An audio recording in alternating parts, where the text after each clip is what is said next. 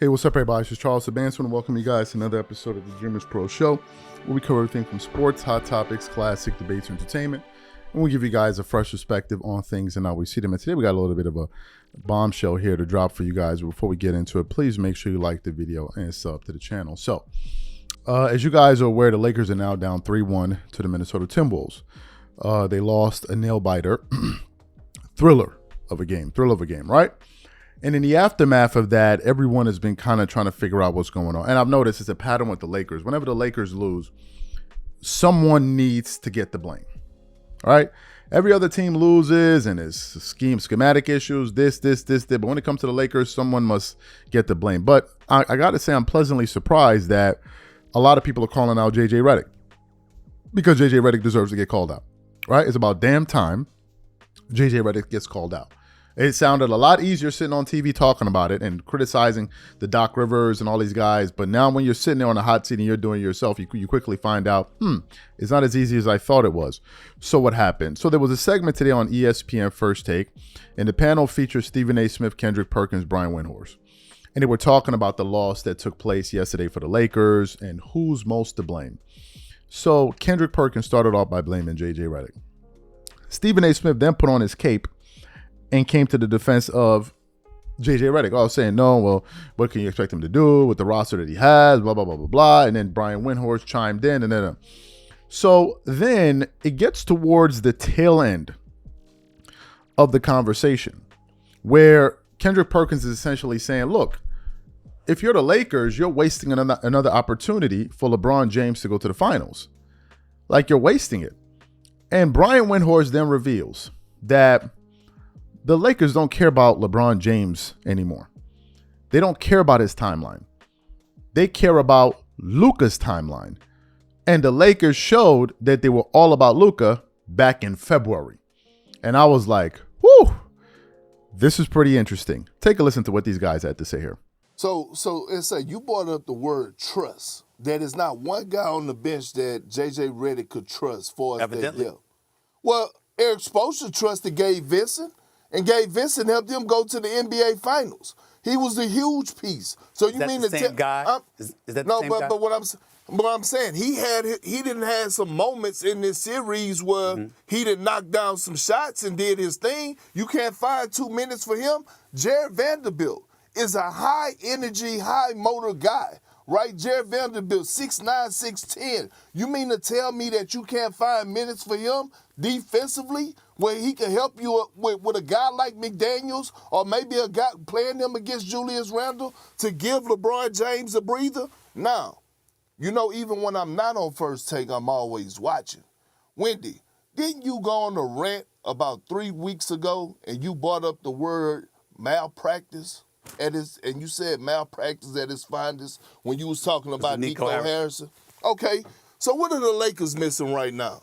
A big, right? Correct me if I'm wrong. I need to see everybody, especially you, Wendy. Correct me if I'm wrong. But didn't Nico approach Rob Pelinka about getting Luka Doncic when the trade happened? Yes. Didn't Rob Pelinka know that you needed a center? You don't think Rob Pelinka could have maybe snatched the Daniel Gafford in that trade as well, knowing that you need a lot? Huh? What you mean you don't know about that? No. What I'm saying, if you offering Luka, you don't have to give up much else. If you offering Luka Doncic, when Wendy was talking about malpractice, he's talking about what Nico should have gotten in return for Luka, not that the Lakers should have got more with Luka. I'm just asking a question. If they I'm answering it. Rob Pelinka ain't go to Nico. Nico went to Rob Pelinka. So with that being said, hold on, follow me here. Stay with me on this one, S.A. So that means that they wanted to get rid of Luka that badly, right? But they wanted Anthony Davis that badly as well. So at that point, okay, yeah, we'll take Luka, but we know with taking Luka, we might just need one of those bigs. I'm just saying, I'm just throwing it out there. Okay, cool. Maybe y'all agree. If y'all don't, that's a push. All I'm saying. Huh? That's a push because it's Luka. And if you're offering Luka a global iconic basketball superstar, you know, it's like, you like, damn, I got a chance to get Luka. But Stephen I need the big two. Stephen A., is it fair to say that this trade might not age like we all expected it to? I'm not sure about that because you're talking about having a global iconic brand. If they get that's bounced a in the first superstar, round, it doesn't matter because even if you remember when this field first came down, Molly, we were all saying this wasn't the year we expected the Lakers to do something. As the weeks progressed and we saw how they elevated defensively, we thought differently. But when the trade first happened, nobody was anticipating that this was the year that the Lakers was going to do damage.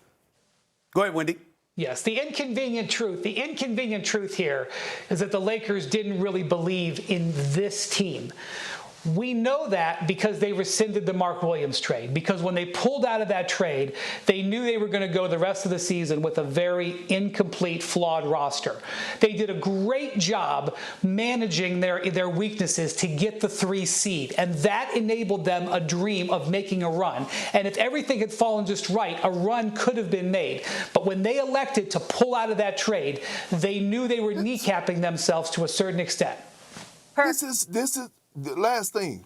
This is the perfect opportunity for old LeBron James to make a legit run to the NBA Finals, Wendy. They are in position to make a run. Well, not anymore. But they don't care about his timeline. They don't care about his timeline. They care about Luka's timeline.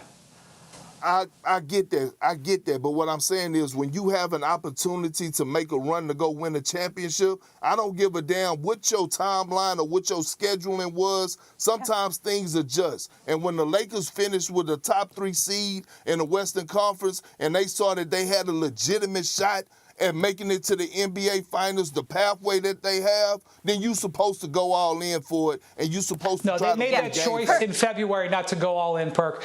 They made the choice in February not to go all in. So you heard what they had to say. What are my thoughts about this? First of all, let's look.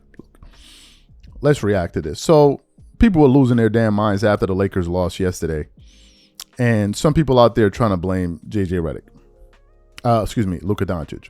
Suzette went out there and said, "Oh, Luka's a horrible player. And I'm watching. I'm like, okay, so what's the analysis here? What do you got for me? And he goes, let's look at the box score. I'm like, we're looking at the box score. He goes, Luka attempted 28 shots. I'm like, okay, yeah, he attempted 28 shots. He's their best player. Why is this news? He goes, Luka attempted 28 shots, and LeBron James only attempted 9 shots. Luka is a horrible player. What? That's your analysis? That Luka took 28 shots and LeBron took 9 shots, so therefore he's a horrible player?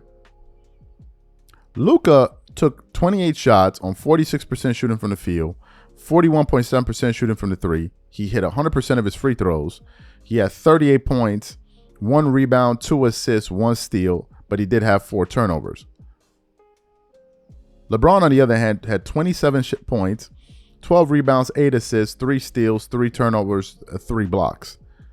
But both of them had good stat lines, and Luka led the team in scoring.